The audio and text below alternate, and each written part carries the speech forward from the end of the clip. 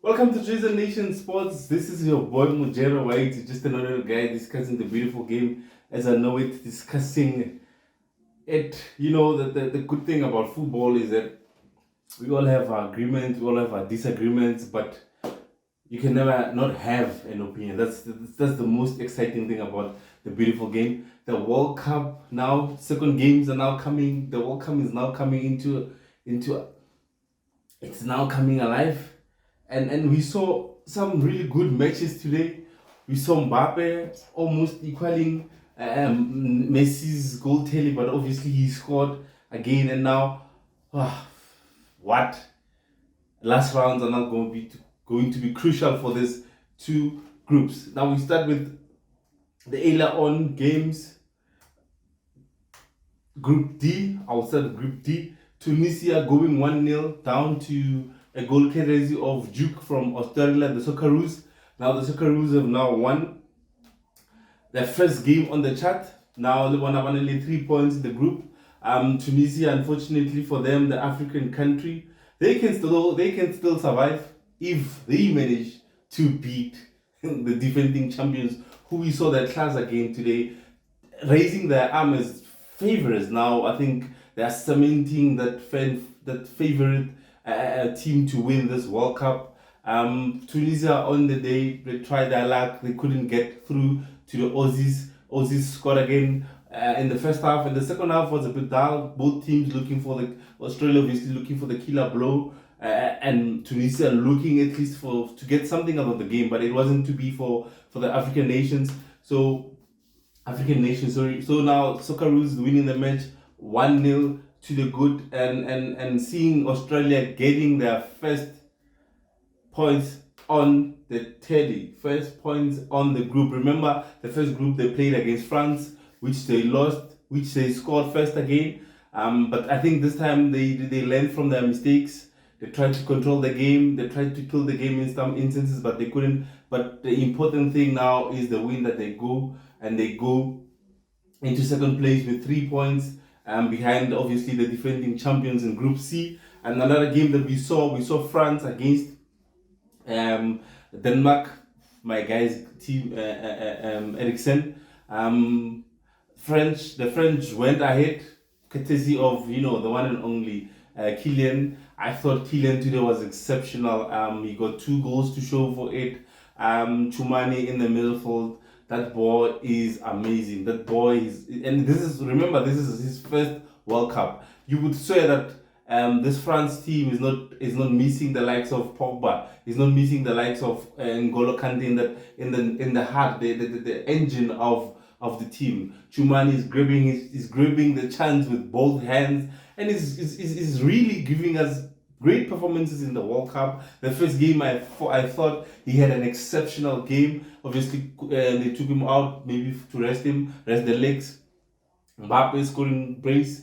Griezmann with one of the assists. I think Griezmann, as much as he's not playing for Atletico Madrid, but he brings something different to this French team. He plays the role, I think, Nahage Levelet, he plays the role of number 10. Remember, because they're playing with Mbappe on the right, Dembele on the left, and Giroud in the middle. And just behind Giroud with the number 10, the most crucial position for me in a team, which is Griezmann. And he's really, really playing it well in this French team. I remember at the World Cup that they won, Croatia, he did play the same position, and he played well. Sometimes he would play, obviously, a second striker to Giroud or Mbappe if Giroud was substituted. And I think Griezmann has been exceptional as well, even though he doesn't have a goal yet, but he's making the team tick. Rabiot in the middle field as well, with Chumani. They getting there. Rafael Varane getting first minutes of this World Cup, obviously getting taken off the second half because of cautious. Remember, Oka from an injury from his Manchester United stink. I think the French made a couple of changes. Koundé, the Barcelona player, coming into right back. Pavard making way for him. Varane coming in. Who was playing before Varane? I think it was who was playing there. Not Kimpembe. Kimpembe is out injured. I was playing centre back. Okay, anyways. But yeah, Varane came in, solid performance from him. The Danish came back courtesy of a set piece, a corner, well worked corner. Andres Christensen getting the equalizer, which made the game, or at least even a little balance. Then for us neutral friends, or I'm not a neutral fan because I support France. I've said this from the beginning that they my favorite. But for neutrals, it made them an interesting game because France wouldn't really run away with it. It made the game a little bit balanced, but obviously France showing their class once more again, beating Denmark 2-1 and making France to qualify for the next round. So the next game they're playing against Tunisia, which is an African team, which Tunisia will be playing obviously for blood. France may be playing for records, like a team to win all three of their group stages, but we'll see how the champ set up his team. Is he gonna go for the win, or is he gonna rest some of his key players and level into the next round of fixtures? So Group D, as it stands now, France are leading the pack with 6 points and with a positive goal difference of 4 points. Australia second place. They've won one, and then they've got 3 points with a -2 difference, courtesy of that France defeat in the first game of the group stages. Denmark third, Tunisia fourth, both sitting on 1 point. As I say, the last games are the crucial games. Tunisia playing against France, Australia playing against Denmark. 3 teams stand a chance of qualifying to the next round, depending on other teams' play. And also depending on the goal difference as well, which would make a huge difference. But as it stands, Australia is sitting on top with the top of the 3 with a -2 goal difference, which makes them, or they have to win their game against Australia, or hope that France defeat Tunisia, and they can afford to draw their game, but only if France defeat Tunisia. So we'll see what happens. The last group games of Group D. And moving along to Group C. Yeah. Yo. Yo. Yo. Very interesting group, I'm telling you. Very interesting group. Before we go into the results, I just want to say, very interesting group. All the teams stand the chance of qualifying into the next round. No one is safe. No one has qualified yet. So all 4 teams stand a really good chance of qualifying into the next round if things go their way, or if they win, or if they win their matches. The first game is Poland against the Saudi Arabia, which they won the game 2-0. Lewandowski getting his goal at last, the first goal of his World Cup campaign 2022. Lewandowski could have scored a brace. There was a one-on-one that he got against the keeper, but unfortunately he couldn't chip him, and he couldn't even pounce on the rebound because it came back off him. He couldn't even score it. So yeah, Poland winning that game 2-0. But you can see that this Saudi Arabia team, they stick to your tactics. They were really good, and it is just unfortunate that they didn't get the goals. But the way that they were set up, they played well. You can see that the message from the coach was continue from where we left off against Argentina, which they tried to do, but unfortunately it wasn't that day to be. Poland took their chances and scored the two goals, the most 2 goals, which is giving them all the 3 points in the group, giving them hope as well to qualifying for the next round. So yeah, we'll see what happens in the last game. As I'm saying, this group, it's not over yet. We still have to. It will be decided in the last games. It will be decided in the last games. Argentina versus Mexico. Peter Jury said, it is not how you start, it is maybe how you end it. That's what he said about this Argentinian team, because we all knew they lost their first game to the Saudis, but now they came into this game looking for a win. They needed to win this game to stand even a chance of qualifying to the next round. Mexico coming from a 1-1 draw against Poland as well, needed also the win just to cement their place at the top. but it wasn't meant to be. It looked like it was one of those games for Argentina again. The first half they were kept quiet. Mexico really was solid at the back. They managed to play, stick to their gameplay, I guess. And in the second half, it took moment of brilliance from obviously the one and only. When the chips are down, he comes up with a delivery. He scored his 8th goal of the World Cups in his career.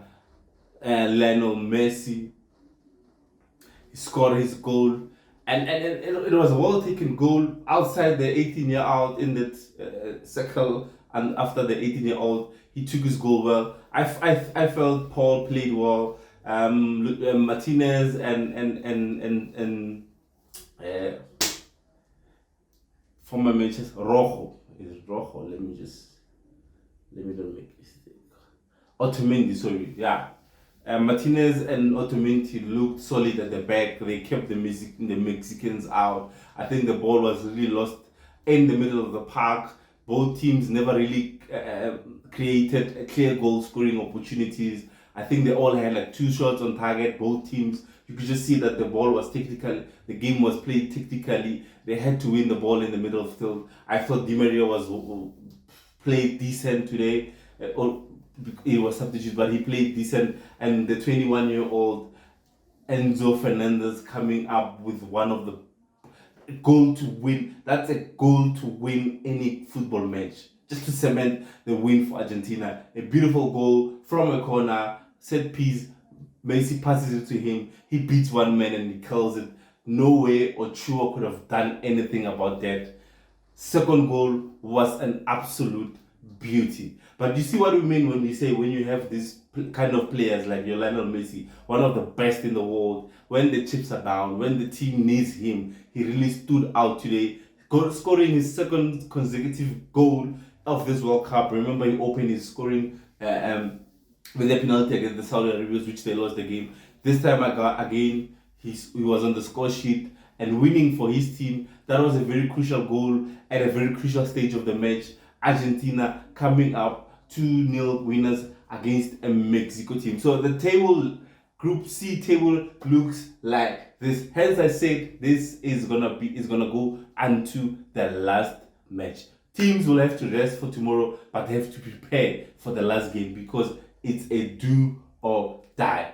All the teams need to win their games to cement themselves into the last 16. Remember, you need to win your group to avoid big teams. But that doesn't mean, Hore, you won't be able to be drawn with one of the tops. Because remember, the other teams can also come second. This is the World Cup. Wafa wafa. I said yesterday that this is a tournament for the underdogs. This is a tournament where big teams really see most of these big teams really struggling, especially in the first half. I don't know if it's fatigue or it's the heat in Qatar, but they're really struggling. And there's some few that have shown their class so far, like the likes of France and Brazil. But we'll see how it turns out as the tournament progresses. Obviously, the sad news that we saw today, Neymar has been injured. He should be out, if I'm not mistaken, for the whole tournament, or maybe he can be able to recover just in time for the knockout stages. I'm not sure. I'm just speculating. But we saw an Instagram post. He posted that his ankle is swollen. So we really hope, we wish him a speedy recovery. We need Neymar at the World Cup. Neymar is one of those players that you need in the World Cup. Neymar, your Pogba, you're already missing Pogba. Pogba's charisma, Pogba's character is one that we really miss in this World Cup. So the Group C as it stands, Poland, obviously, let me go back. Sorry, I will come back to the group stages. Obviously, we've lost a lot of players. Hence, people have been complaining about this World Cup. We've lost a lot of players through to injury. France have got 5 injured. Africa's top player has been injured, Sadio Mane. The current Ballon d'Or winner, Karim Benzema, is out of the... So we are really missing a lot of players. We can't afford to get more setbacks. We can't afford to get more injuries. So Group C, Poland leading the pack with 4 points. Argentina second with 3 points. Saudi Arabia third with 3 points. Mexico fourth with a point. Argentina ahead of Saudi Arabia because of goal difference. You see, that's why I said this group is really open. anyone can win the game. So the last games, Poland against Argentina and Mexico are gonna play against the Saudis. So it's a difficult one. Argentina need to win to beat Poland to qualify. Argentina need to beat Poland needs to beat Argentina to qualify. Mexico needs to beat Saudi Arabia and hope Argentina does them a favor and beat Poland. But then again, we look at the goal differences. As it stands, Poland have got a positive 2 goal difference. Mexico have a -2. So Mexico need to score or hope Argentina scores more than 2 for them to qualify. A draw for both Poland and Argentina might not suit both parties if one of Saudi Arabia or even Mexico wins. So it's going to go down to the wire. It's going to go down to the last games of the group. Very interesting World Cup. It has had its own politics before it started, but football is football, and we are here for that. As football lovers, we want to see football in the pitches. We don't want to see football being played in boardrooms, in offices. But we'll see again tomorrow. Group E and Group F are gonna play. So yeah, we'll see what happens, what transforms today. And yeah, this has been your boy Mujil. Remember, prevention is better than cure. Don't risk it unless it's worth it. I'm out.